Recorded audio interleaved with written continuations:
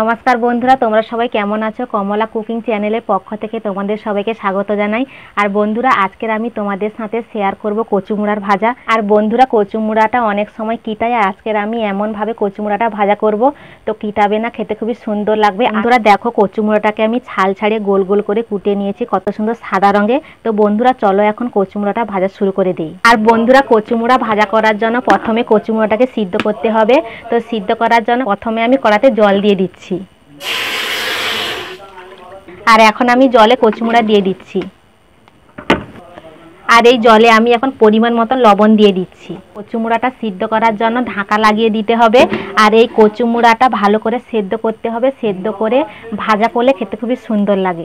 বন্ধুরা এখন আমি চলে আসলাম পেঁয়াজ বাটতে। কড়াতে আমার কচুমুড়া সিদ্ধ হচ্ছে। তো কচুমুড়া সিদ্ধ হয়ে গেলে, ভাজা হয়ে আসলে পেঁয়াজ বাটা লঙ্কা বাটা দিলে খেতে খুবই সুন্দর লাগে। তো এখন আমি পেঁয়াজটা বেটে নেব, আর লঙ্কাটা বাটবো না, লঙ্কা গুঁড়ো আছে একসাথে মিশিয়ে দেব। এখন আমি শিলেতে পেঁয়াজ দিয়ে দিচ্ছি।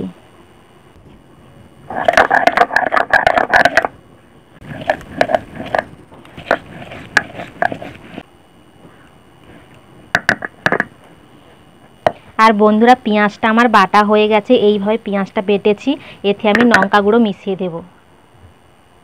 কচুমুড়াটা সেদ্ধ হয়ে গেছে, এখন আমি হলুদ গুঁড়া দিয়ে তারপরে নামিয়ে নেব। এখন আমি ঢাকাতে ছেঁকে নেব।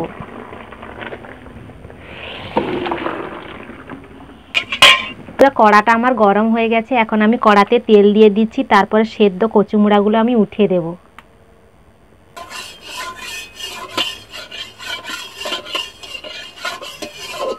আর তেল আমার গরম হয়ে গেছে, তেলে আমি সেদ্ধ কচুমুড়াগুলো উঠিয়ে দিচ্ছি।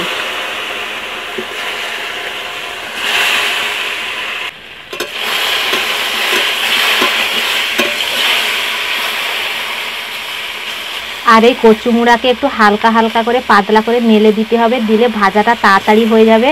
আর বন্ধুরা, আমার কচুমুড়াটা একটু বেশি সেদ্ধ হয়ে গেছে, আর একটু শক্ত থাকলে ভাজাটা ভালো হতো। ভাজায় তেল বেশি দিলে খেতে খুবই সুন্দর লাগে। আর আমাদের বাড়িতে একটু কম তেলে রান্না হয়, সেই জন্য কম তেল দিয়ে ভাজা করছি। আর বন্ধুরা, আমার কচু ভাজাটা হয়ে গেছে। আর পেঁয়াজটা যে বেটে রেখেছিলাম, এতে আমি লঙ্কা গুঁড়ো একসাথে মাখিয়ে নিয়েছি। এখন আমি এই বাটাগুলো কচুমুড়াতে মাখিয়ে দিচ্ছি।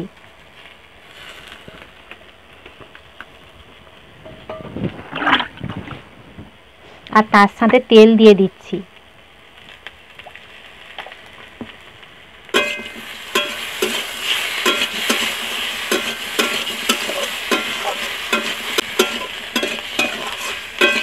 আর বন্ধুরা, এতে নামানোর আগে পেঁয়াজ বাটা লঙ্কা গুঁড়ো দিয়ে আর তেল দিয়ে নামিয়ে নিয়ে আসলে খেতে খুবই সুন্দর লাগে, ওই জন্য আমি দিলাম। ভাজাটা আমার হয়ে গেছে, ভাজাটা এখন আমি নামিয়ে নিচ্ছি।